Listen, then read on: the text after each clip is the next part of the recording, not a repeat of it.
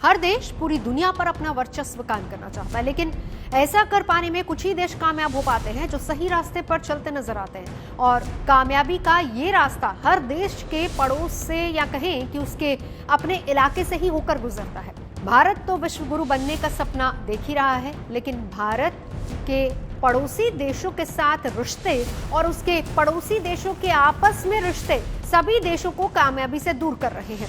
देशों की कामयाबी में सबसे बड़ा रोड़ा एक ही है और वो है दुश्मनी। अपने हमसायों से बैर। सार्क और बिम्स्टेक दक्षिण एशियाई देशों के दो समूह हैं जहां हर साल बात बनती बिगड़ती नजर आती है। नमस्कार, मैं हूं नवजोत रंधावा और आप देख रहे हैं दुनिया तक। आज के वीडियो में हम बात करेंगे सार्क और बिस्मित की। कैसे लाख दिक्कतों के बाद भी दक्षिण एशिया का भविष्य इन्हीं दोनों में से एक को माना जा रहा है।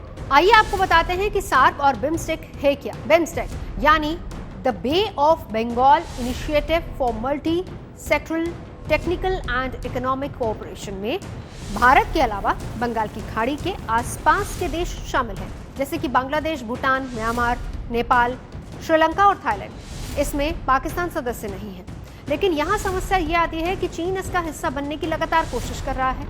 आइए अब जानते हैं कि सार्क क्या है।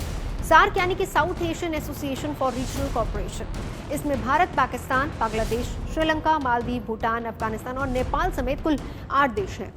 यहाँ पाकिस्तान है और समस्या भी यही है। भारत के साथ बांग्लादेश, भूटान, श्रीलंका और नेपाल, ये चारों ही देश दोनों ग्रुप में शामिल हैं। अब दोनों में अंतर क्या क्या है ये भी समझिए।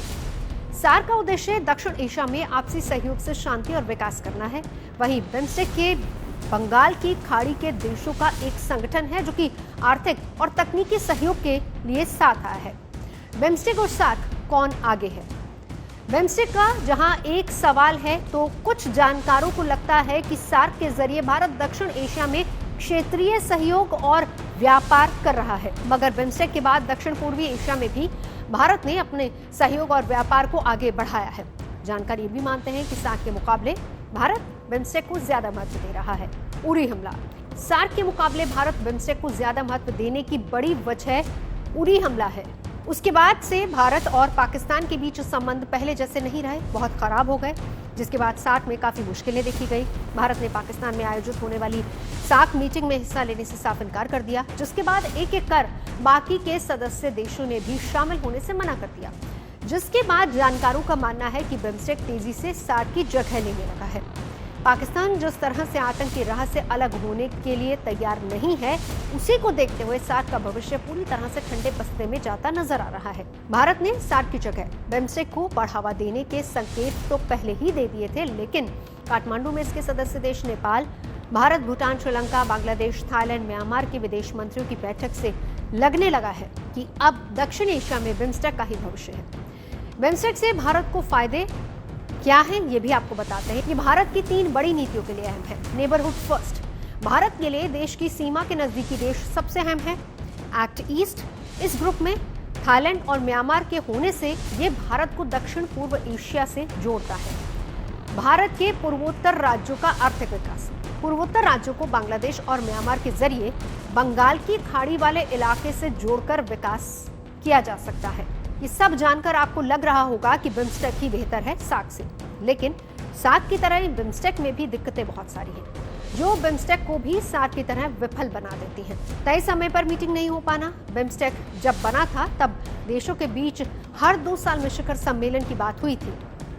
हर साल मंत्री स्तरीय बैठक आयोजित करने की भी बात तय हुई थी, लेकिन साल 1997 से लेकर साल 2018 तक 20 सालों में सिर्फ 4 बार ही शिखर सम्मेलन हुए।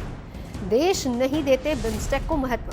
ऐसा साफ नजर आता है कि भारत ने बिम्स्टेक का इस्तेमाल तब ही किया है जब वो सार्क में सफल नहीं हुआ। तो वहीं थाईलैंड और म्यांमार बिम्स्टेक के मुकाबले आसियान पर ज्यादा फोकस्ड है। आसियान भी, हम जल्दी ही बात करेंगे इस पर भी, लेकिन सदस्य देशों के बीच अनबन बांग्लादेश और म्यांमार शरणार्थी संकट का सामना कर रहे हैं। म्यांमार के रखाइन प्रांत से रोहिंग्या लगातार पलायन करते रहे हैं। म्यांमार और थाईलैंड के बीच सीमा विवाद एक बहुत बड़ी दिक्कत भी है। मुक्त व्यापार समझौते का अभाव। बिम्स्टेक में मुक्त व्यापार समझौते पर साल 2004 में बातचीत की गई थी, लेकिन अभी तक उसका कोई भी समाधान नहीं निकल पाया है। BCIM एक और उप क्षेत्रीय फोरम जिसमें बांग्लादेश, चीन, भारत और म्यांमार है। यहाँ चीन बड़ा सदस्य है, जिसके बनने के बाद बिम्स्टेक की भी क्षमता साग की तरह कमजोर नजर आती है।